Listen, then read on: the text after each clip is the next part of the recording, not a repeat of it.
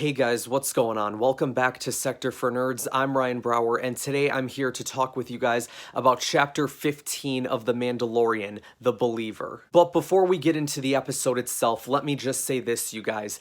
How awesome of a time it is to be a Star Wars fan right now, right? I mean, not just because of The Mandalorian, but all the stuff that we got yesterday during the Investors Day, where Disney revealed so much new content, and not just of Star Wars, because Star Wars itself, there's like at least 10 different new pieces of content that they're coming out with between shows and movies, but also Marvel as well. And, you know, I'm like, personally, I'm a big MCU guy, so I'm very much looking forward to all of that as well. I had a discussion with my brother yesterday as we were watching a lot of the Marvel trailers. I told him that this is what Disney Plus should have been from the start. And what I mean by that is this. When Disney Plus first started, there really wasn't any new content that was coming out except for The Mandalorian. There was no other Star Wars shows. There was no Marvel shows. So all you had was The Mandalorian. And I recall seeing a lot of people, you know, putting out articles about people were canceling their Disney Plus subscriptions because, you know, there was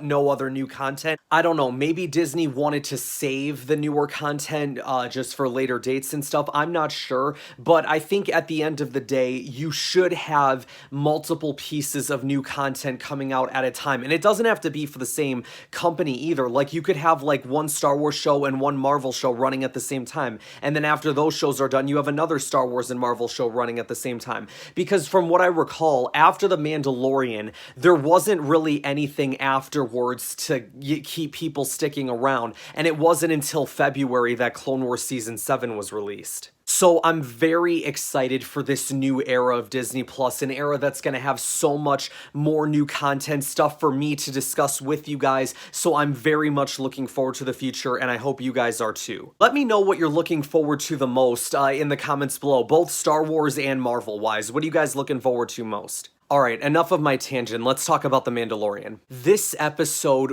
really got me into Mayfield's character, because I said in the last episode, I don't know if I can trust this guy as far as I can throw him, because I wasn't a fan of him in the first season, just because, you know, he's a bad guy. And this episode, for me, really dug deep into, like, what his motivations are. I liked the part when he told Mando, we're all kind of the same, right? Like, we all have our own causes, we have our own rules and regulations, but then when something goes wrong and you need to break those boundaries, it's like all bets are off. And the Mando definitely proved that in this episode, especially since he took off his helmet. And up to this point, that's been a big no-no for him. The only time he's ever taken his helmet off was in that finale episode, and technically he wasn't even the one that removed it. It was IG-11 that did. And he was the only person who saw his face until this episode, because not only did Mayfield see it, but along with some Imperial officers saw it as well. But granted, they all didn't live to tell the tale except for Mayfield. But you know, it was cool in the end there where he's like, hey, I didn't see your face, we're all good. I liked that Cara Dune was in this episode, because I was worried that like all she was gonna do was point Mando in the direction of Mayfield. I didn't actually think that she was gonna go with, but I'm so glad that she did. And we got to see her team up with Fennec in this episode. Little girls' night out going sniping. I mean, those two were just nailing Stormtroopers left and right. Speaking of Stormtroopers, there was a moment in this episode where they almost gave the Stormtroopers like a hero's moment, because the Mando and Mayfield are getting attacked by pirates. They're trying to take this Rhydonium to the base, and it's kind of their way in so they can get the information for Moff Gideon's light cruiser.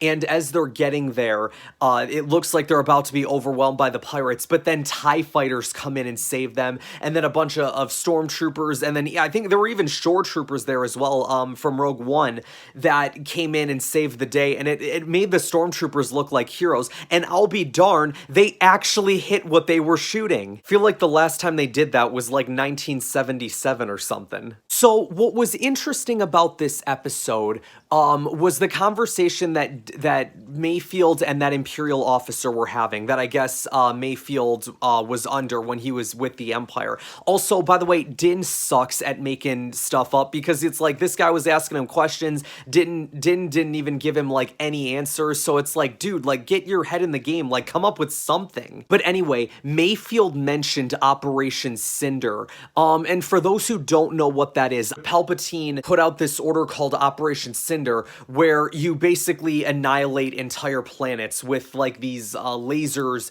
from the sky. It's kind of like the Death Star, but it doesn't actually blow up the planet. It's just meant to, you know, wipe out all of the people that are on the planet. Wait, but the Death Star does that as well. I think you guys get what I mean. Sometimes I have trouble explaining what it is I want to say. But the other thing about Operation Cinder is it even took out people that were loyal to the Empire. Like, Operation Cinder attacked Vardos, and Vardos was a planet that was loyal to the Empire, but the Empire was like, nope, this is our Emperor's command, we're gonna follow it. And I guess that impacted Mayfield as well, because his entire squad got wiped out. And the moment when he shot that officer, like, I wasn't even mad at him. I'm like, good for you, dude. But as cool as that moment was, there is nothing cooler than a seismic charge. As I was sitting there watching Slave One, I'm like, all right, this is cool seeing Slave One, but you know what? I think what we're really missing here is a seismic charge. It'd be really cool to see. And right as I'm thinking this, it's almost like Lucasfilm went, okay, here you go, and gave me a seismic charge, and I went crazy. The seismic charge sound effect is probably one of my favorite sound effects in Star Wars. It's still hard to believe that Boba Fett is traveling around with the Mandalorian right now. I said it last week, you guys. I kept saying, you know, I didn't care about what Boba Fett was doing.